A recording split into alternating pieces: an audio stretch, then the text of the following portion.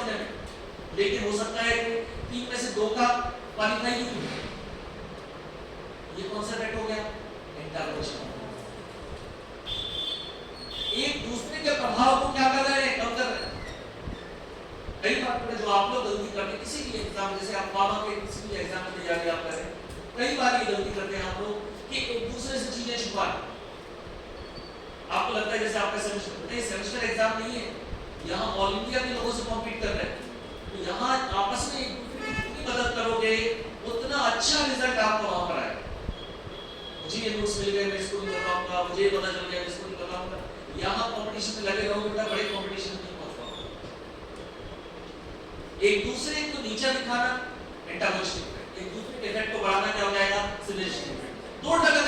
Combination में दे रहे हैं तो वो एक दूसरे के इफेक्ट को क्या कर रहे हैं, बढ़ा रहे हैं, और इफेक्ट क्या हो जाएगा, सिनर्जिस्टिक इफेक्ट। अब एक इस कैटेगरी को थोड़ा हम पहले से जानते हैं, सल्फा मेथोक्साजोल कौन सी कैटेगरी है, सल्फोनामाइड्स, अभी हमने चैप्टर कंप्लीट किया। ये जो ट्राइमेथोप्रिन है, this is basically diamino pyrimidine derivative. This is basically diamino pyrimidine derivative. और इसका नाम बेटा और जगह भी आपने सुना होगा, सुना है, बहुत ही फेमस ड्रग है,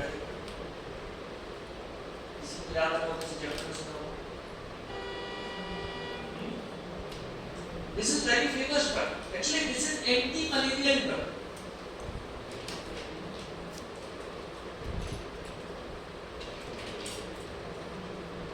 ट्राइमेथोप्रिन कौन सा ड्रग है, anti malarial drug, treatment of malaria में इसका यूज किया जाता है ट्राइमेथोप्रिन।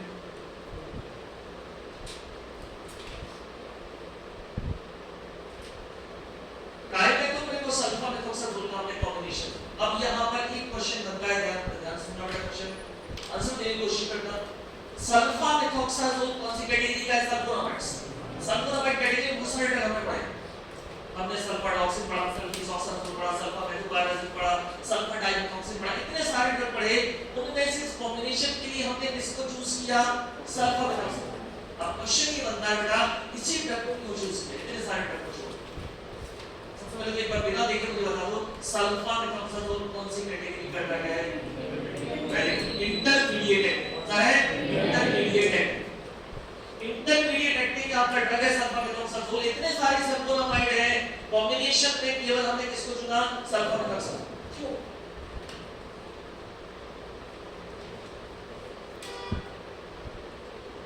चलिए एग्जांपल्स आप रिलेट कर सकते हैं। आपकी क्लास में 100 स्टूडेंट्स हैं, 90 हैं, 80 कितने भी हैं, उनमें से 3-4 लोग ही आपके दोस्त हैं, इनको आप कुछ पूछ सकते हैं।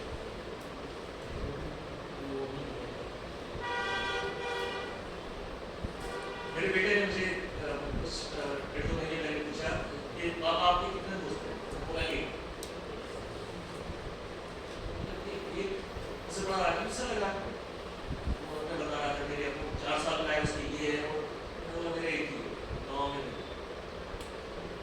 उसने नंबर पे सेट था, उसने वहाँ पे वॉइस मैसेज भेज दिया, क्या आप पापा की बेस्ट फ्रेंड हो।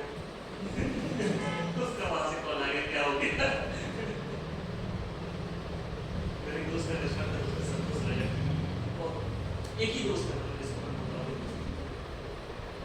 यार के सब बड़े भाई हैं, तो दोस्त नहीं बोल सकते, बड़े भाई जैसे समझना है, हालांकि कि दोस्त। अगर आप किसी को दोस्त बोल रहे हैं, फ्रेंड, इंग्लिश में अच्छा है, दो शब्द यूज किए जाते हैं, फ्रेंड और एक्विनेंस, एक नया वाला। बल्कि आप लोग क्या करते हैं, सबको फ्रेंड बोलते हैं, फ्रेंड एक बड़ा वर्ड है, पर किसी को फ्रेंड बोला जा सकता है। दो ड्रग अगर आप कॉम्बिनेशन में ले रहे हैं, दो ड्रग अगर आप कॉम्बिनेशन में ले रहे हैं, मतलब कोई प्रॉपर्टी है जो सिमिलर होगी। यहाँ पर कैसे सिमिलर होगी, हाफ लाइफ सिमिलर है। ये दोनों को क्यों चुना गया, क्योंकि दोनों की हाफ लाइफ नियरली सेम रहती है, लगभग एक जैसी है। Both drugs have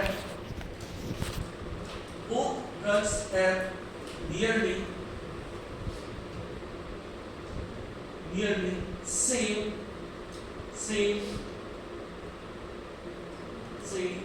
peak half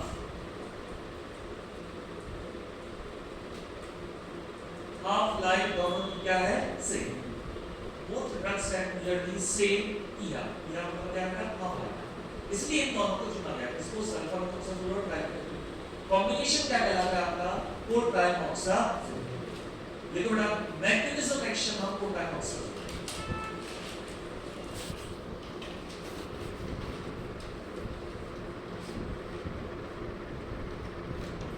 mechanism of action हम कोट्राइमोक्साजोल। ये जो कैटेगरी है, ये बैक्टीरिया को फोलिक एसिड सिंथेसिस नहीं करने देती। बैक्टीरिया के अपने सर्वाइवल के लिए क्या करती है, किसी सिंथेसिस का नाम फोलिक एसिड। बैक्टीरिया अपने सर्वाइवल के लिए किसी सिंथेसिस करेगा, फोलिक एसिड। और ये जो कैटेगरी है उनको फोलिक एसिड की सिंथेसिस नहीं करने देती।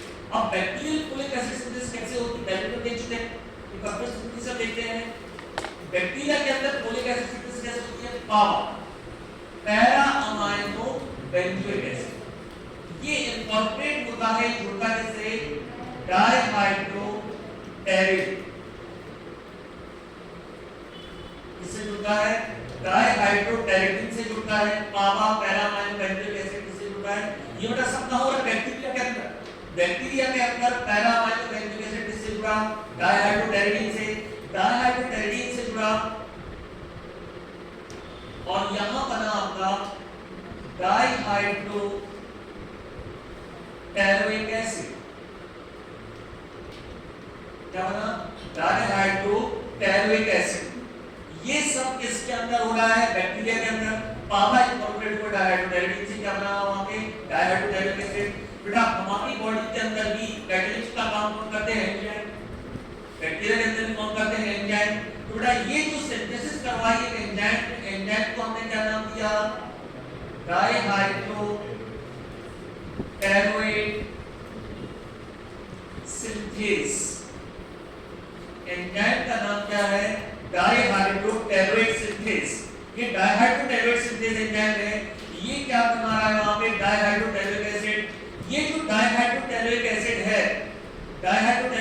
है, ये यहां पर इनकॉर्पोरेट होगा। इसमें इनकॉर्पोरेट होगा कौन? Glutamic acid.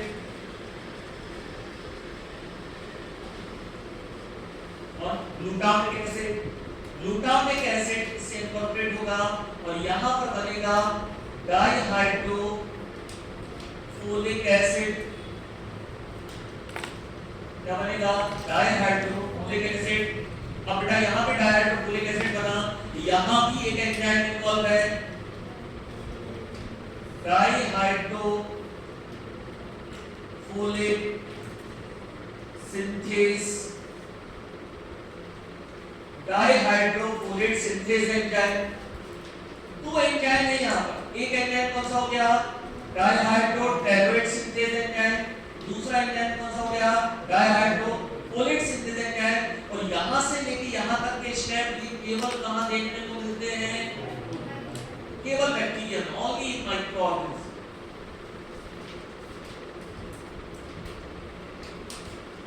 Only in microorganism, केवल ये बैक्टीरिया में देखने को मिलते हैं।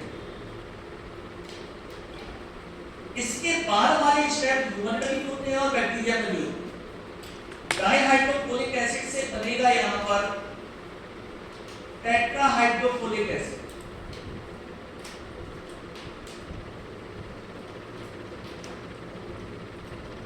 डाइहाइड्रोफोलिक एसिड से क्या बनेगा? Tetrahydrofolic acid. टेट्राहाइड्रोफोलिक एसिड से बनेगा synthesis of urine, pyridine,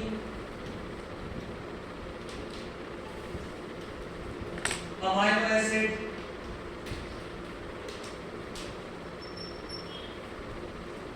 urine, pyridine, amino acid.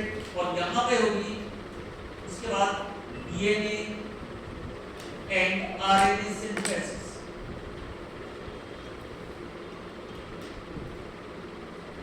DNA and RNA synthesis, ये जो स्टेप हैं ये देखने को मिलते हैं दोनों में।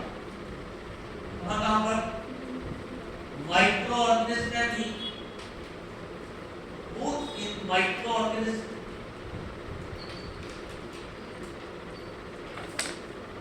as well as in human।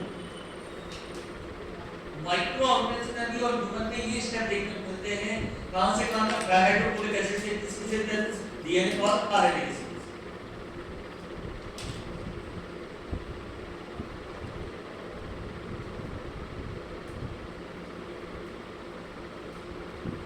पावा से लेके डाइहाइड्रोफोलिक एसिड तक, पावा से लेके डाइहाइड्रोफोलिक एसिड तक ये स्टेप केवल और केवल कहां देखने को मिल रहा है? माइक्रो। मतलब अगर हम इस स्टेप को नुकसान पहुंचाएंगे तो केवल किसको नुकसान पहुंचेगा? माइक्रोऑर्गेनिज्म को। लेकिन अगर हम नीचे वाले किसी को नुकसान पहुंचाएंगे तो किसको नुकसान पहुंचेगा? ह्यूमन को भी नुकसान पहुंचेगा। ओके, अब हम क्या देखते हैं? हम क्या देखते हैं? कॉम्बिनेशन में क्या दे रहे हैं हम यहाँ पे? कॉम्बिनेशन में सल्फोनामाइड और ट्राइमेथोप्रिन का कॉम्बिनेशन, सल्फोनामाइड और ट्राइमेथोप्रिन का हम यहाँ पे कॉम्बिनेशन दे रहे हैं। सल्फोनामाइड और ट्राइमेथोप्रिन इसी साइकिल में काम करें। सबसे पहले देखते हैं बेटा सल्फर ड्रग्स, इसको रेड कलर से मार्क कर देता हूं मैं। सल्फर ड्रग्स सल्फोनामाइड्स इस एंजाइम को इनहिबिट करते हैं। सल्फोनामाइड्स को लिख देता हूं यहां पे sulphur drugs.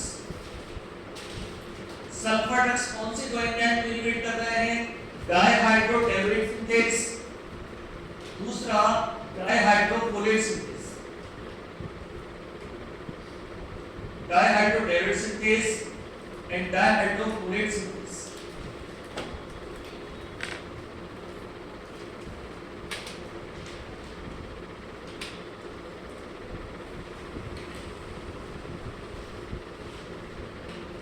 डायहाइड्रोटेरेट synthase, dihydrofolate synthase.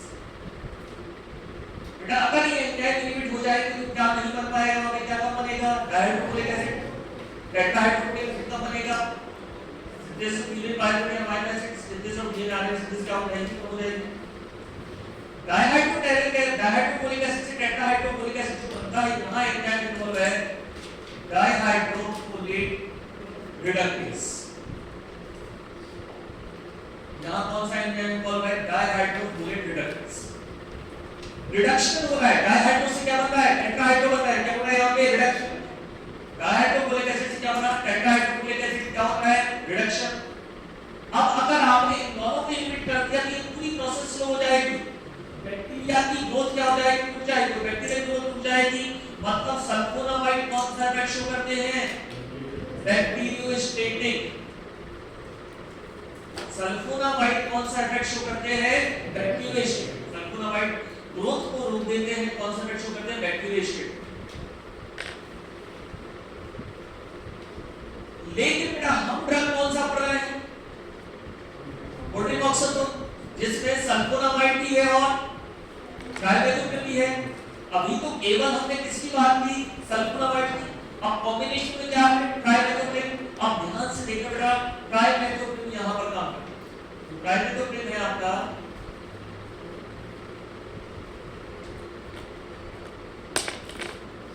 ट्राइमेथोप्रिन इस एंजाइम को इनहिबिट करता है।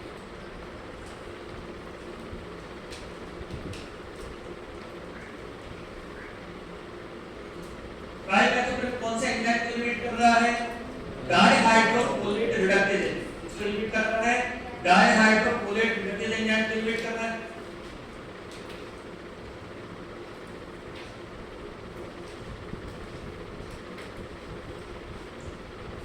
ऊपर वाले इस दोनों एंजाइम को इनहिबिट कर रहे हैं। कॉम्बिनेशन में आपने क्या देखा? ट्राइमेथोप्रिन कौन सा एंजाइम को इनहिबिट कर रहा है? डायहाइड्रोफोलेट रिडक्टेज एंजाइम को इनहिबिट कर रहा है। तो जब इस एंजाइम को इनहिबिट करेगा तो जो एक्शन आ रहा था, तो बैक्टीरियोस्टेटिक एक्शन कौन सा आ रहा था? Bacteriostatic. Now it becomes bactericide.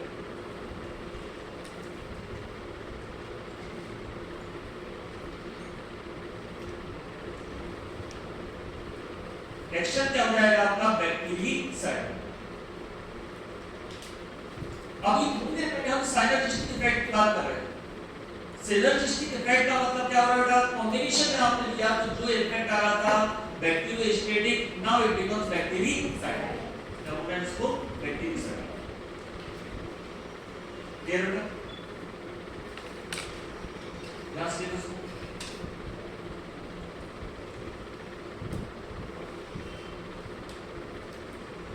ट्राइमेथोप्रिन कहां पर काम कर रहा है? डायहाइड्रोफोलेट रिडक्टेज एंजाइम को क्या कर रहा है? इनहिबिट कर रहा है। और डायहाइड्रोफोलेट रिडक्टेज एंजाइम को इनहिबिट कर रहा है, मतलब आगे वाली प्रोसेस ऊपर वो ड्रग और ये मिलके कौन सा एक्शन देंगे? बैक्टीरिसाइड। अगला क्या दे रखा था? बैक्टीरियोस्टेटिक। एक क्वेश्चन में बता चुके हैं difference between sulfonamide and cotrimoxazole. Sulfonamide सारे क्या है? बैक्टीरियोस्टेटिक। कॉम्बिनेशन क्या बन गया? बैक्टीरिसाइड। क्या बन गया? एक प्रॉब्लम हो सकती है,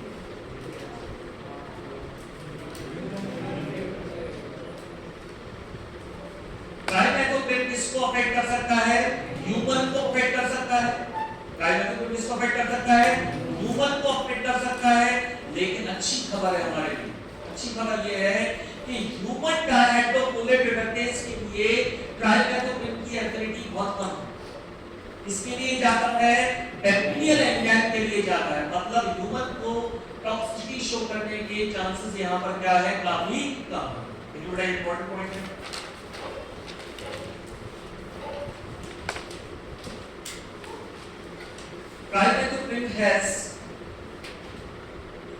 Trimethoprim has 50,000 times. Trimethoprim has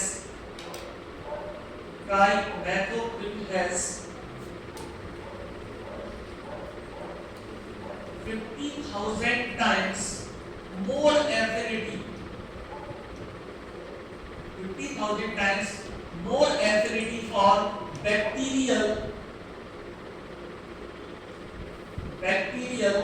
dihydrofolate reductase enzyme.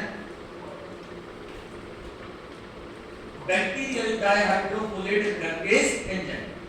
Bacterial dihydrofolate reductase enzyme के लिए 50,000 गुना ज्यादा एफिनिटी है, मतलब ह्यूमन के लिए 50 गुना कम एफिनिटी है।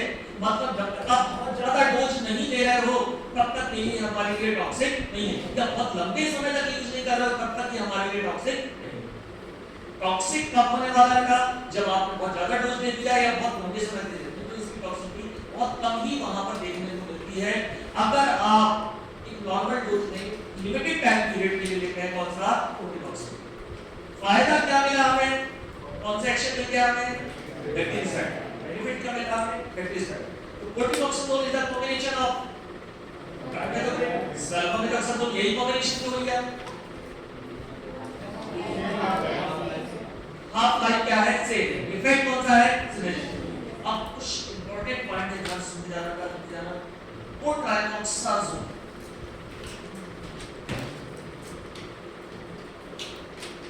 जब ये कॉम्बिनेशन तैयार किया गया तो उन्होंने बोला कि ब्लड में जाके सल्फोनामाइड और ट्राइमेथोप्रिन का जो रेशियो है, जो डिजायर्ड रेशियो है, इन दोनों का जो डिजायर्ड रेशियो है वो होना चाहिए 20:1। 20 पार्ट किसके रहेंगे, सल्फामेथोक्साजोल, एक पार्ट किसका रहेगा, ट्राइमेथोप्रिन। जब आप इसको खाएंगे, एब्जॉर्ब होकर जब ब्लड में जाएगा तो ये बोल रहे हैं 20 गुना क्या होना चाहिए, सल्फामेथोक्साजोल, और एक पार्ट केवल किसका रहेगा, ट्राइमेथोप्रिन। अब बेटा अगर इस तरह का ड्रग आपको तैयार करना है, टैबलेट तैयार करनी है, तो आपकी बड़ी समस्या है। ध्यान से देखिए बेटा, सल्फामेथोक्साजोल और ट्राइमेथोप्रिन, अगर आप ट्राइमेथोप्रिन मिनिमम 80 मिलीग्राम ले रहे हैं तो इस रेशियो के हिसाब से हमें कितना लेना पड़ेगा सल्फामेथोक्साजोल। अगर ये 80 मिलीग्राम ले रहे हैं तो इस रेशियो के हिसाब से हमें कितना लेना पड़ेगा, 1600 मिलीग्राम। अब आप इमेजिन करो बेटा, सल्फामेथोक्साजोल कितना हो गया, 1600 मिलीग्राम, 80 मिलीग्राम क्या हो गया, ट्राइमेथोप्रिन, दोनों मिलाकर क्या हो गया, 1680। एक सीपी ऐड करोगे, कुछ और सीपी ऐड करोगे, ये लगभग 2000 मिलीग्राम की टैबलेट बन जाएगी। आप सोच सकते हो साइज क्या होगा, आदमी को ऐसे खानी पड़ेगी। 2000 मिलीग्राम की टैबलेट जो रहेगी, एक्सेप्टेबिलिटी बहुत कम हो जाएगी बेटा। तो वो बोल रहे हैं कि डिजायर्ड रेशियो क्या है, 20:1। हमारे ब्लड में जाके इन दोनों को कौन सा रेशियो कंपेयर करना चाहिए, 20:1। मतलब अगर टैबलेट बनाना चाहे तो हमें कैसे देना चाहिए, 1680। लेकिन वो बोल रहे हैं जरूरत नहीं पड़ेगी, गिवन रेशियो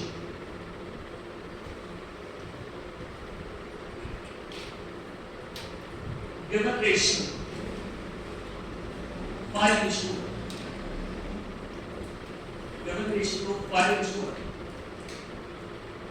डिजायर्ड रेशियो क्या बोल रहा है बेटा, कितना है 20:1, लेकिन दिया कितना जाता है 5:1। आप टैबलेट देखेंगे तो कितनी जाती है यहाँ पे, ये कितना रहता है 400 mg, ये कितना रहता है 400 mg, और ये रहता है आपका 80 mg। डिजायर्ड रेशियो 20:1 है, गिवन रेशियो 5:1 है। अब अगेन ये क्वेश्चन आता है कि जब हमें चाहिए था ब्लड डेटा की क्या है 20:1 दे रहे हैं 5:1। अब ये बेटा बहुत ध्यान से समझना है, मुझसे समझ नहीं आएगा इसलिए बहुत यही आप पूछ लेंगे, जितनी बार पूछोगे मैं बताऊंगा, लेकिन यहाँ समझ लेना इसी को एग्जाम्पल से लेते हैं।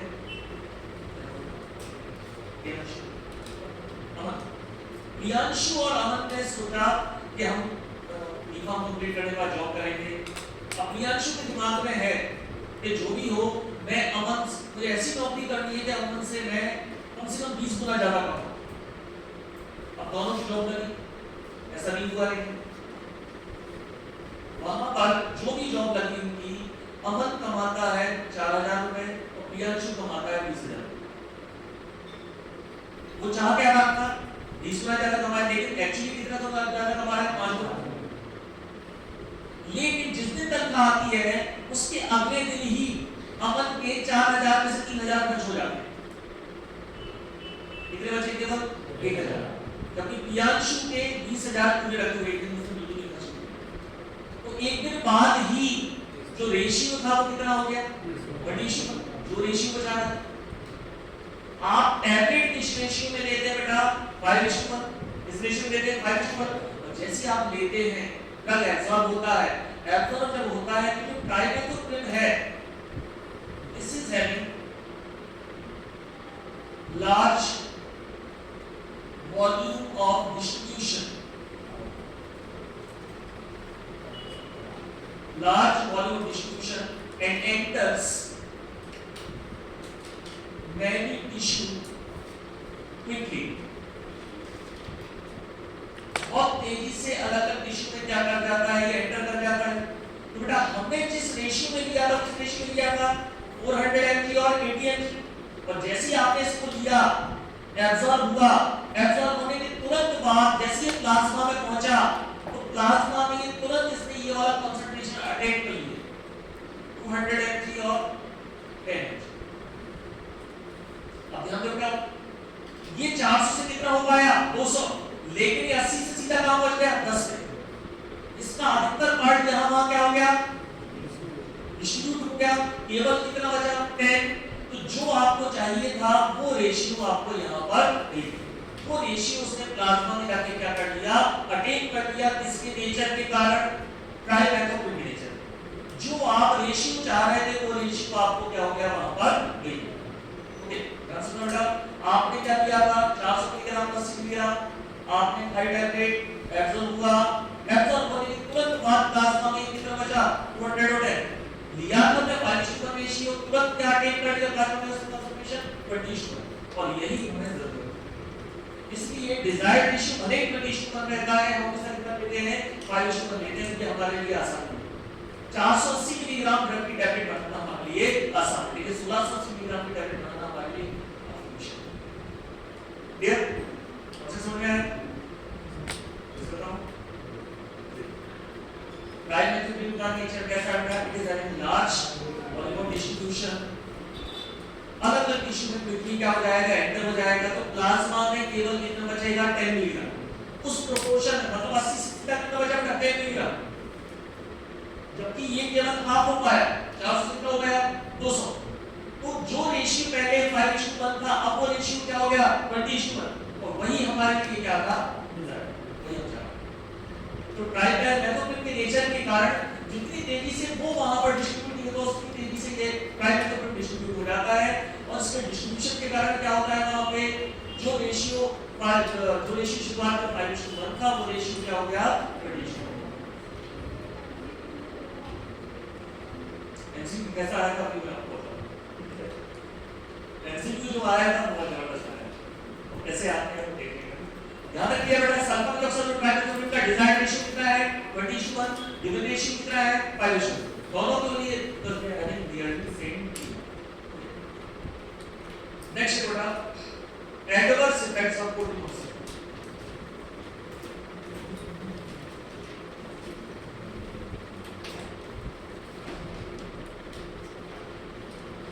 Adverse effects of cortisol. बेटा कोर्टिसोल के जितने भी एडवर्स इफेक्ट हैं वो सब ब्लड से रिलेटेड है, क्योंकि बेटा ये फोलेट डेफिशिएंसी कॉज करेगा। लंबे समय तक अगर आप यूज कर रहे हैं तो फोलिक एसिड को क्या करेगा, कम करेगा, डायरेक्ट फोलेट रिडक्टेज एजेंट को क्या कर रहा है, इनहिबिट कर रहा है। ठीक है, तो पहला मेन एडवर्स इफेक्ट कौन सा है, फोलेट डेफिशिएंसी। तीनों ही एडवर्स इफेक्ट ब्लड से रिलेटेड ही है। पहला एडवर्स इफेक्ट क्या होगा, folate deficiency.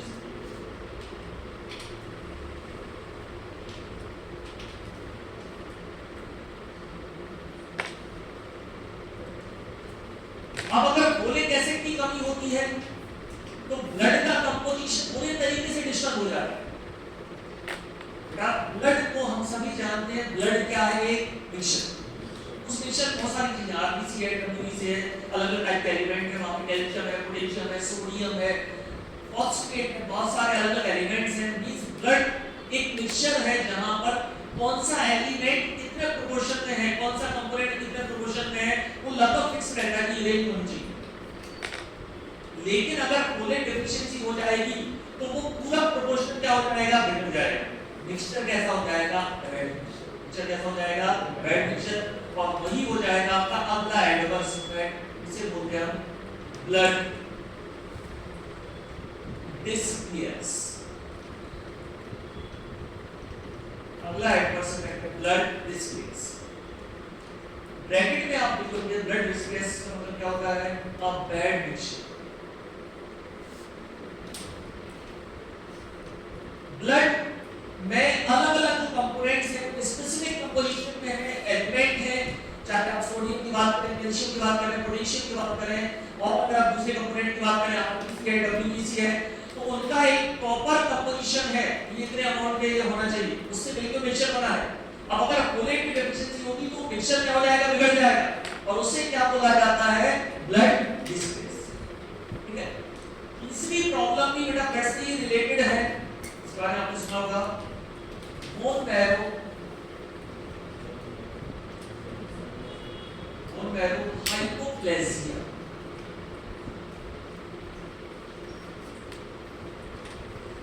Bone marrow hypoplasia. Hypoplasia का मतलब होता है बेटा टिश्यू डेवलपमेंट रुक जाना, टिश्यू की ग्रोथ रुक जाना। तो बोन मैरो में जो टिश्यू है उनकी ग्रोथ वहां पर क्या हो जाती है, रुक जाती है, इसे हम क्या बोलते हैं, बोन मैरो हाइपोप्लेजिया। हाइपोप्लेजिया का मतलब क्या होता है बेटा, reduced development of tissues of bone. Bone marrow की जो टिश्यू है उनकी ग्रोथ है वो क्या हो जाएगी, रुक जाएगी। क्या बोलते हैं इसको, बोन मैरो हाइपोप्लेजिया। तीनों ही एडवर्स इफेक्ट इससे रिलेटेड है, ब्लड से रिलेटेड। पहला हो गया आपका फोलेट डेफिशिएंसी, दूसरा ब्लड डिस्प्लेयर्स, तीसरा बोन मैरो हाइपोप्लेजिया। ठीक है, क्यों हो रहा है बेटा, फोलेट डेफिशिएंसी। और ये जनरली बेटा याद बहुत ज्यादा है, उस में तुम बता दिया लॉन्ग टर्म में आप दे रहे हो, तो ये देखो। Okay, uses of protein.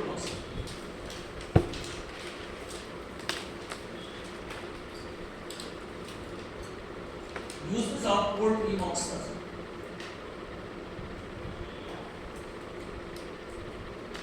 काफी सारे यूजेस है बेटा इसके लिए, जितने मैं एक बार उतने आप याद रख लेना, उसके बाद कुछ नहीं जाएगा। कितने कम से कम आपको याद रखने हैं, सिंपल न्यूमेरिक्स में आपको बता देता हूं, उससे आपको बता देता हूं, उससे आपको याद रहेगा। फिर क्या बताओगे, portimoxazole। पोर्ट्री, पहला वर्ड क्या ले लो, पोर्ट्री। क्या बोला, पोर्टली में, क्या बोला, पोर्टली में। आप जाके आपने बोला इससे प्रियंका चोपड़ा से, किसे बोला, प्रियंका चोपड़ा से बोला, किसी से बोला, you are not for G P B, you are not for GPB.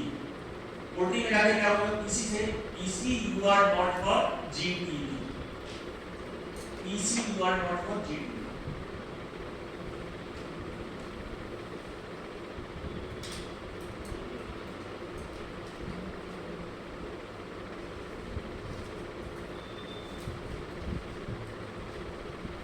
P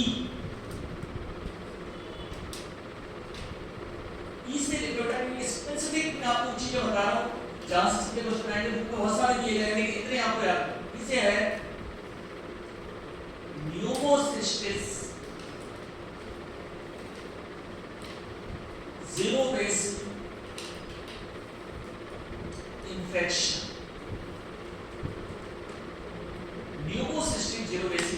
फटाफट उनका बहुत बार क्वेश्चन आ चुका है। न्यूमोसिस्टिक जीरोबेसिक इन्फेक्शन, न्यूमोसिस्टिक जीरोबेसिक एक पॉजिटिव ऑर्गेनिज्म है। Actually this is a fungus, this is a east like fungus. ये ईस्ट लाइक फंगस है जो क्या कॉज करती है, न्यूमोनिया। लंग्स में जाके ये स्प्रेड होती है, क्या कॉज करती है, pneumonia. This is a east like fungus and one of the main positive organism of pneumonia.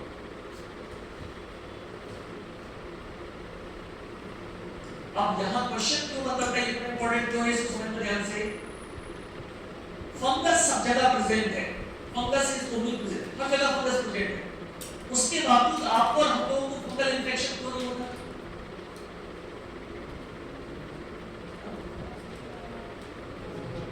Immune system, हमारा सबका इम्यून सिस्टम स्ट्रांग रहता है, मतलब फंगल इन्फेक्शन के चांसेस हम क्या रहते हैं, कम रहते हैं।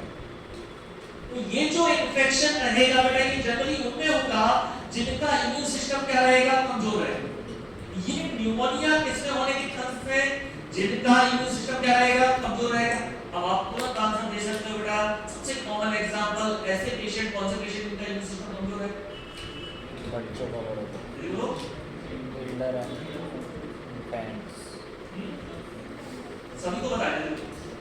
हां बिल्कुल सही बेटा, एचआईवी पेशेंट कौन सा है, HIV patient, ads patient. Ads patient में,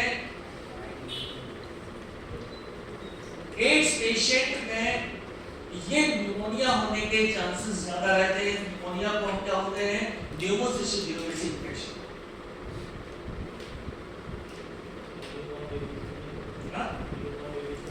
न्यूमोनिया बेटा अगर होगा भी तो हम नहीं दे सकते, थोड़ी देर तक पता है कॉन्ट्राइंडिकेटेड।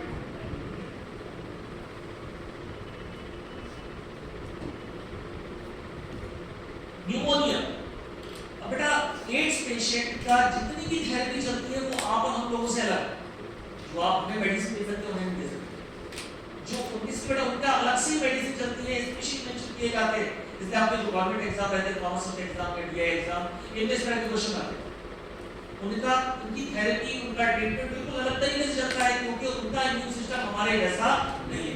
तो बेटा अगर किसी एड्स पेशेंट को न्यूमोनिया होता है तो ये मानने के बहुत ज्यादा चांसेस होंगे कि वहां पर पॉजिटिव ऑर्गेनिज्म कौन है, न्यूमोसिस्टिक जीरोबेसिक। और वहां पर हमारा बल्सर का काम करेगा कोल्ड्रिक ऑक्साइड, बल्सर का काम करेगा कोल्ड्रिक ऑक्साइड। सी से आपको याद रखना है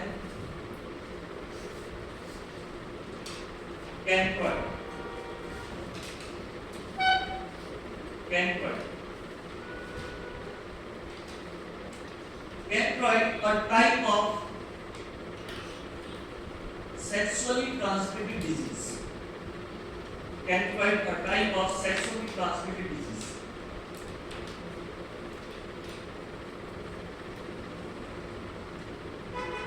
Cancer product specific drug use की जाती है, उनमें से एक कोटिनोक्साजोलेट है, कैंपर यूज किया जाता है। अगर फ्लोरोक्विनोन्स पढ़ेंगे वहां से फ्लोरोक्विनोन्स यूज किया जाता है। Sexually transmitted disease,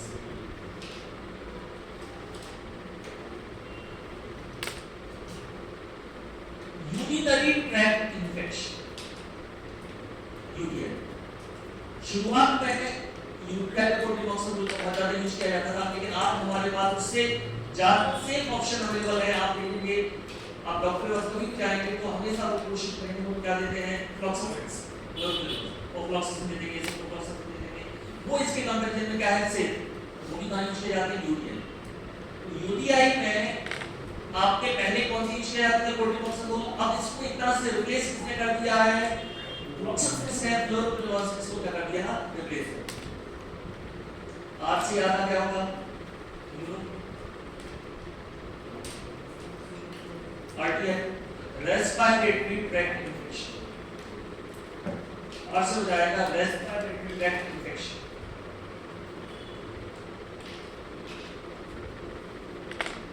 respiratory tract infection,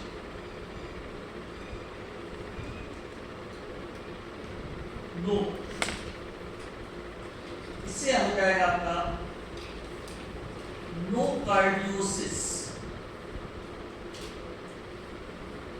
nocardiosis के बारे में पहले भी मैंने आपको बताया था। नोकार्डिया नाम का बैक्टीरिया होता है जिससे इन्फेक्शन होता है, जो इन्फेक्शन जनरली लंग्स को या कई बार पूरी बॉडी को इन्फेक्ट करता है, क्या बोलते हैं इसको हम नोकार्डियोसिस। नोकार्डियोसिस कौन सा बैक्टीरिया से होता है? नोकार्डिया बैक्टीरिया से होता है नोकार्डियोसिस। और नोकार्डियोसिस में कोल्डिमोक्सामोल क्या कंसीडर किया जाता है? Drug of choice. क्या कंसीडर किया जाता है वहां पे? ड्रग ऑफ चॉइस कंसीडर किया जाता है।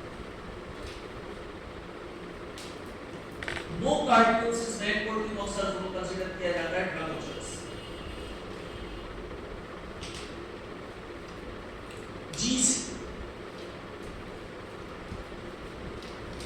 जिससे अगेन एक सेक्सुअली ट्रांसमिटेड डिजीज है, ग्रेनुलोमा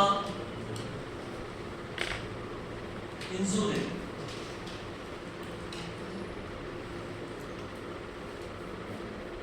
ग्रेनुलोमा इंसुलिन, ग्रेनुलोमैटिस नाम का बैक्टीरिया रहता है जो जेनाइटल अल्सर कॉज करता है और most dangerous form of sexually transmitted disease, granuloma insulin.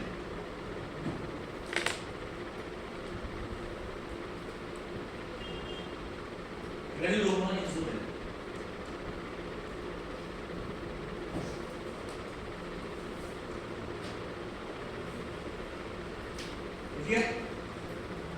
Granuloma किससे हो रहा है? ग्रेनुलोमैटिस बैक्टीरिया का नाम क्या है वहां पे? ग्रेनुलोमैटिस बैक्टीरिया से क्या हो रहा है? ग्रेनुलोमा। ग्रेनुलोमा अगेन क्या है? अ सेक्सुअली ट्रांसमिटेड डिजीज। तीसरे है आपका टाइफाइड। अगेन हमारे पास टाइफाइड के लिए बेटर ऑप्शन अवेलेबल है। आजकल आप देखेंगे तो मार्केट में सबसे ज्यादा सेफालोस्कोपिस के यूज किया जा रहा है। स्टैटिक्स में यूज करते हैं वो, सब ट्राइफॉर्म एक्शन केस में यूज करते हैं वो, लेकिन हमारे पास बेटर ऑप्शन कौन सा अवेलेबल है? सेफालोस्कोपिस। इसलिए इसका यूज क्या कर दिया है? कम कर दिया है, लेकिन अभी भी काफी इफेक्टिव माना जाता है टाइफाइड में आपका कोल्डिमोक्सामोल। नेक्स्ट है बैक्टीरियल